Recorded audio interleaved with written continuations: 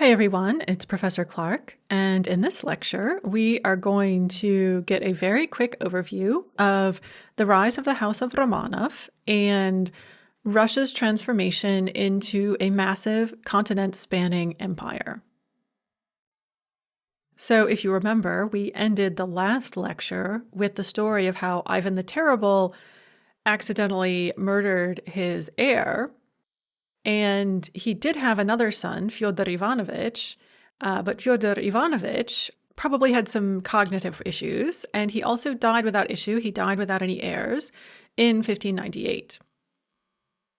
And this left Rus, for the first time, without a direct descendant of Rurik to rule.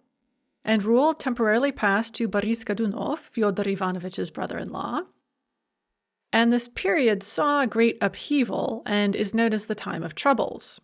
And the Time of Troubles came to an end in 1613 when Mikhail Fyodorovich Romanov, Fyodor Ivanovich's teenaged first cousin once removed, so also a distant branch of the House of Rurik, was named Tsar. And this started the rule of the House of Romanov. I think it's the longest rule of any modern European dynasty. And we are definitely doing just kind of like a greatest hits reel of Russian history. And so now we're going to leap forward into the late 17th, early 18th century and give a very quick overview of someone you've probably heard of, and that is Peter the Great. So Peter I, commonly known as Peter the Great, ruled from 1682 to 1725. And he was the last Tsar of all of Rus, Tsar Vsia Rusi, and the first emperor of Russia, Imperator Всероссийский. And so this was an important transition where Russia switched from being Rus to being Россия. And so just as a point of interest, it was under Peter that this happened, and he expanded Russian territory considerably. And he created Russia's window to the west, St. Petersburg, which is a warm water port on the Baltic.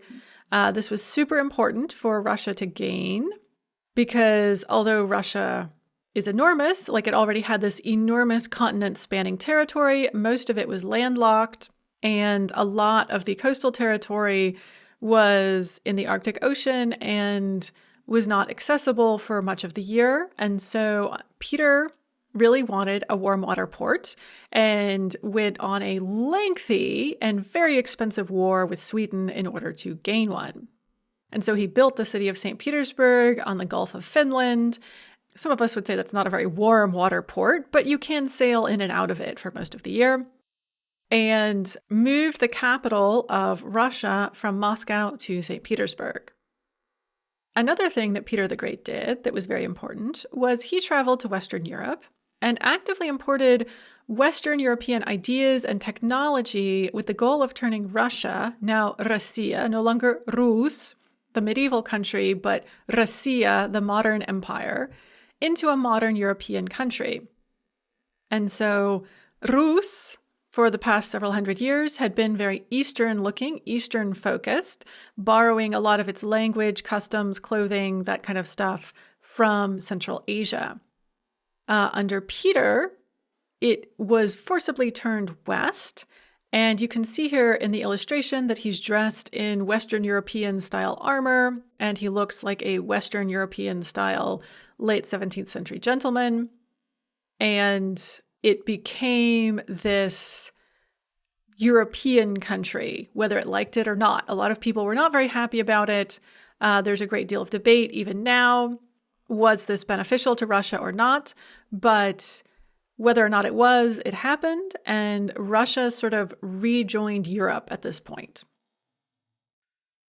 In the final section of our highlights reel of Russian history from this period, we will talk a little bit about Catherine II, commonly known Catherine the Great, who ruled for the latter part of the 18th century, so 1762 through 1796. And when I was talking about Olga in the lecture on medieval Rus, I mentioned that Russia has a long tradition of powerful female rulers. and Catherine is another one.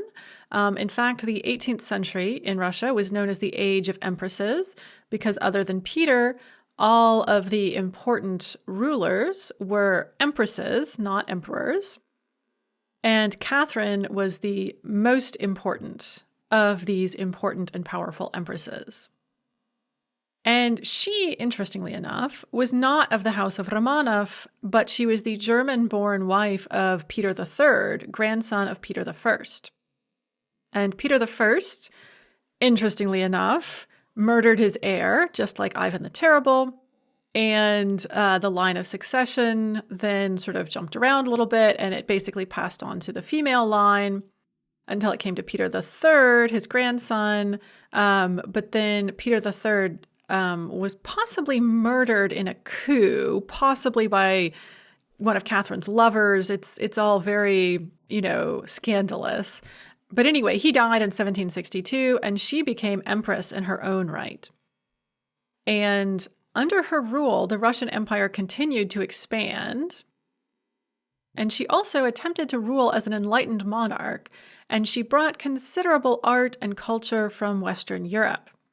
And so if you go to St. Petersburg and you see the magnificent palaces, the Winter Palace, the Hermitage, all of these museums, the amazing art collections they have, a lot of that is due to Catherine, that she made St. Petersburg this art and culture center of Europe.